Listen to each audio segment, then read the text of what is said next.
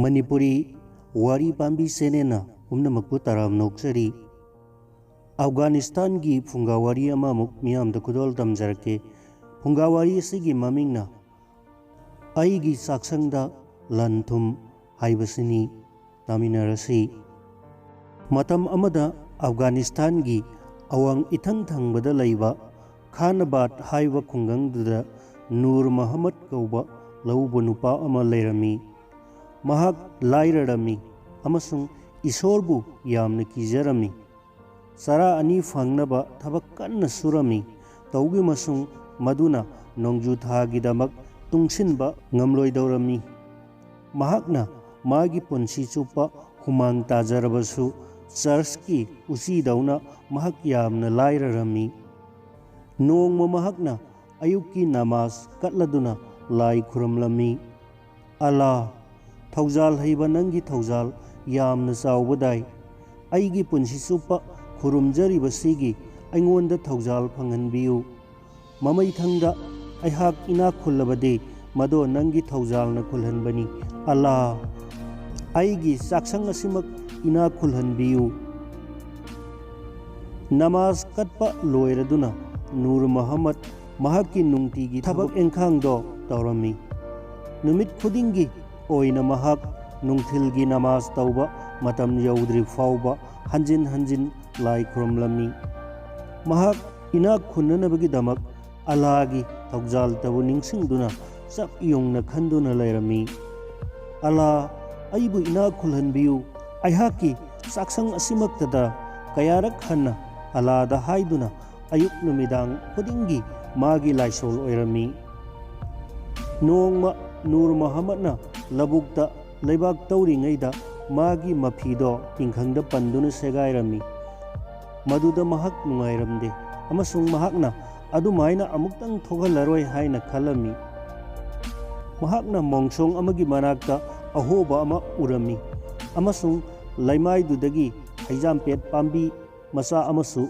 haugalaklammi mahakna mahakki kuiraba yotpak aduna haijampet pambi masa adubu phuktuna mafam chabada thage haiduna taurammi adubu mahakki yotpakto khanghaudana laibaki patra amagi makhumda yalammi patra do kaidana naba haiduna mahakna yamne seksinna tapna taurammi masinda ala soladuna Nur Muhammadna patra do tapna lauthoklammi amasung makhum hangdokpada patra do mangak yauna sana mayek pik thanna yaurambaduda yamna nungairami Nur Muhammadna alada nungtigi khurambado adugidamak khallubada mahakki nungaibado hakchinba wakhal amaromda onkhirami mikup khara khallaga mahakna hairami Allah aidi nangonda asumna ina khunbase aigi saksangda oina oihanbiu haiduna kayarak hanna nijakhibani adubu aihakna madubu labuksida oina fangle aihak makhoisingse amata lauraroi nahakna aibu ina khulhaninglabadi masigi lanthumsingse aihakki saksangmaktada thadabiraklamgadabani maduni aigi laisoldi maduni aina pamjaribadi masigi lanthumsidi aihakki hak natte ai mase lauraroi adumaina mathanta ngangjaraga Nur Muhammadna patrado makhumdo amuk hana khumjilami amasung sauningna mafam aduda thamlamlaga chatkirami mayum yauraba kanda mahakna magi nupida mahakna thengnabado amasung karamna mana lanthumdo amuk hana hundoklamba haibado sitnanna tamlami magi nupina mangonda yamna sauna hairami apangba alana lanthum piraba fawbada nangna nakhut hangna lakle tasengnamak nangumna pangba wakhal yaudaba kanamata leiramloi magi nupina sauning mankhiduna mahakna pijaningda mahakku sak pijarami mahakna lanthumdubu amuk hanna thinanaba thaurang ama lonna khallami madudagi mana khudongchaba yengnaba nupado tumkhiba ngairami Nur Muhammad to thabak surubagi yamna chuktarami amasung mathwai nungairamde aduna nganna tumba sangkhirami Nur Muhammadna नाखोक्पा तारदुना मागी नुपीना मखोइगी युमलोनबा जान मोहम्मद की मयुमदा चलमी। जान मोहम्मद अमसुंग मागी नुपीदो महाकना मखोइगी युमदा यामना थेंगना लाकपदुदा ngaklammi। तौगी मसुंग मखोइना महाकपु इमुंगदा चंगलकनबा हाइरमी अमसुंग चा पिथक्लमी।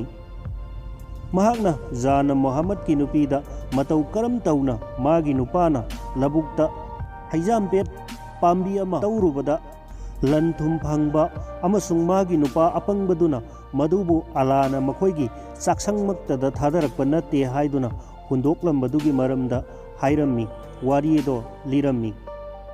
महाकना मखा तारमी S जान मोहम्मद चानबीदुना लन थुमदो लौरु चटपीरो अखोइ मदो मना मनिन नाइदना तुमिन्ना येनरसी।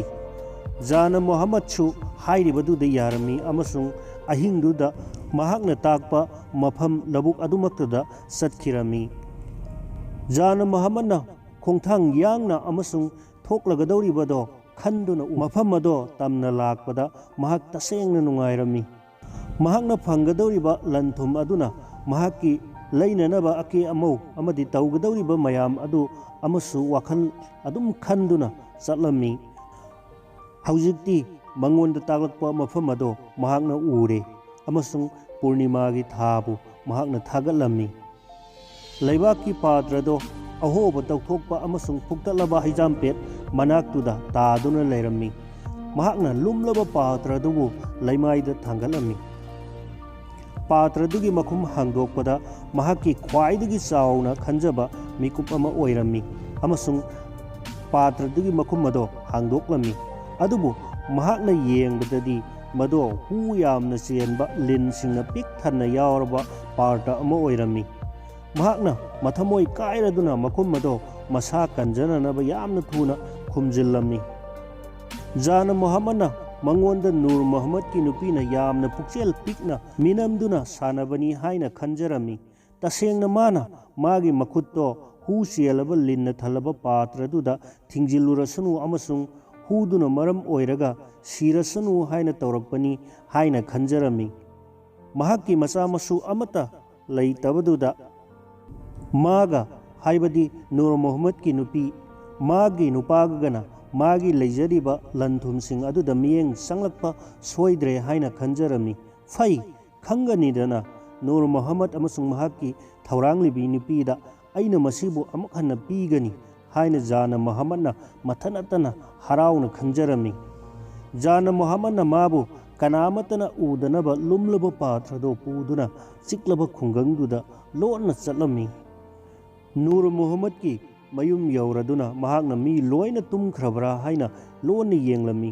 अदुदगी महाकना युम मथक्ता कारमी अमसुंग नूर मोहम्मद की मखोइगी चाक्संगदा लोइना लिनसिंग अदो तानननबा लिनसिंग अदो चाक्संगी चिमनीदुदा हैथरमी। अदुगा तुमिन्ना युमदा चटखिदुना तुमखिरमी। मथंगी नुमित्ता नूर मोहम्मदना nganta हौगतुना नमाज तौनबा मखोंग मखुत हामदोकलमी।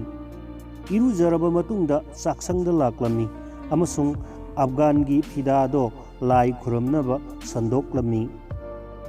महाकना करिगुंबा अंगकपा अमा उरकलमी मदुदी लबुक्ता माना पात्रदा उखिबा सना मयेकसिंग अदो चाक्संगदा पुमचाई चखाइदुना लैबदो उरम्मी।